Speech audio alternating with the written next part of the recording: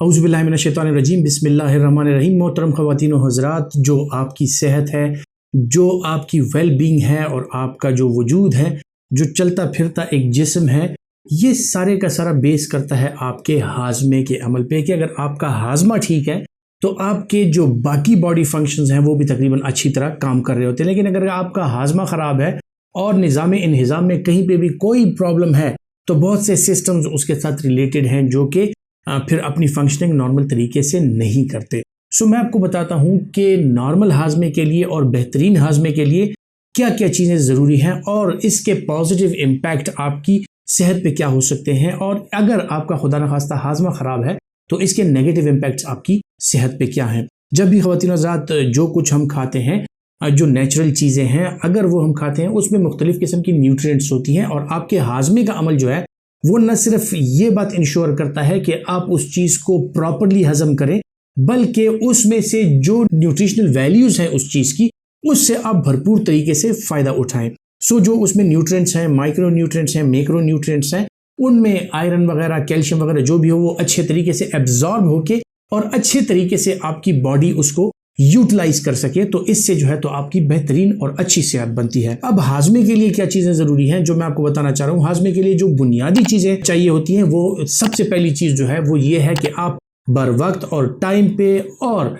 अच्छा बना हुआ, अच्छा पका हुआ खाना और साफ़ सुथरी खुराक ये आप इस्तेमाल करें। इसके अलावा जो है जो दूसरी बुनियादी चीज़ है वो है आपके जिस्म में पानी की मिकदार, कि आपको खुराक के साथ कितना पानी लेना है। सो आपको पानी का इस्तेमाल अगर आप ज़्यादा करते हैं, क्योंकि आपकी जो डाइजेस्टिव जूसेस हैं, जो डाइजेस्टिव एंजाइम्स हैं, जो सिक्रीशंस हैं, वो सारी की सारी बेस्ड करती हैं पानी पे। तो अगर आपकी बॉडी में पानी की मिकदार भरपूर है तो आपके जो डाइजेस्टिव एंजाइम्स हैं, जो सिक्रीशंस हैं आपकी बॉडी के इंटेस्टाइन के मुख्तलिफ सेल्स के, और जो एंडोक्राइन और एक्सोक्राइन ग्लैंड्स हैं आपकी बॉडी के, वो सारे के सारे अच्छा काम कर रहे होते हैं। सो इस वजह से पानी का इस्तेमाल और मशरूबात का इस्तेमाल जो है वो आपके लिए बहुत ज़्यादा ज़रूरी है। जो एक चीज़ मशरूबात के हवाले से मैं बताना चाहता हूँ वो ये है कि खाना खाते हुए या खाने के बाद अगर आप लोग ये समझते हैं जो कार्बोनेटेड ड्रिंक्स वगैरह ये हाजमे के लिए अच्छी हैं, सो ये एक गलत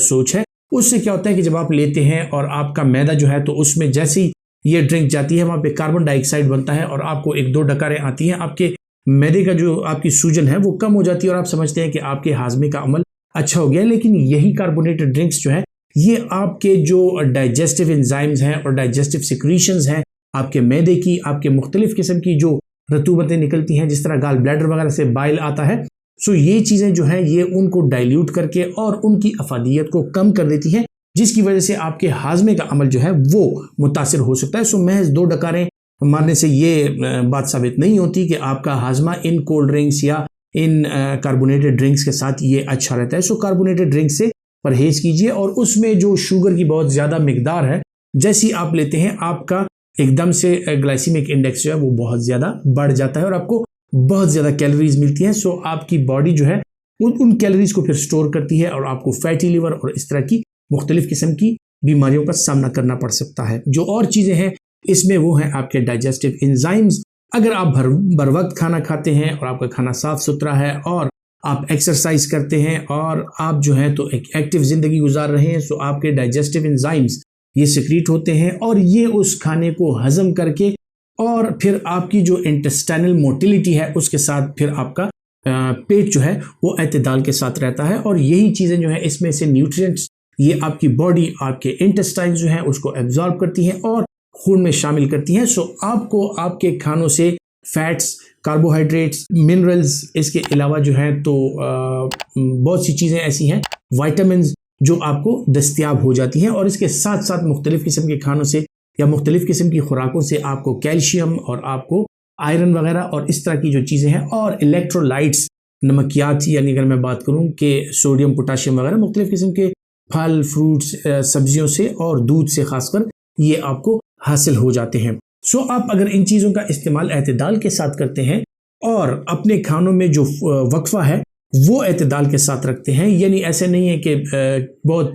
कम टाइम में आप बहुत ज़्यादा खा लेते हैं या बहुत ज़्यादा ड्यूरेशन होता है आपके खानों के बीच में, सो ये आपके लिए नुकसानदेह साबित हो सकता है। सो अपना खाना वक्त पे खाइए, अच्छा बना हुआ, पका हुआ, साफ़ सुथरे धुले हुए जो फ्रूट और सब्जियां वगैरह हैं उनका इस्तेमाल कीजिए और गोश्त का इस्तेमाल जो है वो आपके लिए बेहद ज़रूरी है। अगर खुदा न खास्ता आपको गुर्दों की कोई बीमारी है या आप इस्कीमिक हार्ट डिजीज़ के मरीज़ हैं और आपके डॉक्टर ने आपको बड़ा गोश्त बंद कराया हुआ है, तो आप जो है चिकन और मछली के गोश्त का इस्तेमाल कर सकते हैं। सो इस तरह जो है वो चीज़ें जो आपकी जो खुराक है वो बोटैनिकल यानी जो पौधों से हासिल होने वाली चीज़ें हैं, इसके अलावा जो है तो पोल्ट्री जो चिकन के अंडे वगैरह, चिकन का गोश्त वगैरह है, मछली और जो गोश्त वगैरह है, किसी भी किस्म का गोश्त, बड़ा गोश्त, छोटा गोश्त, इन चीज़ों पे अगर आपकी खुराक बेस करती है तो आपकी खुराक यकीनी तौर पे एक बैलेंस डाइट है और इस बैलेंस डाइट के साथ ही आपका जो हाजमा है वो बेहतरीन रहता है। कुछ लोगों को हाजमे की दायमी बीमारियां होती हैं, उन लोगों में ज़्यादातर वो लोग पाए जाते हैं जिन लोगों को मैदे के अल्सर का प्रॉब्लम है या वो लोग जो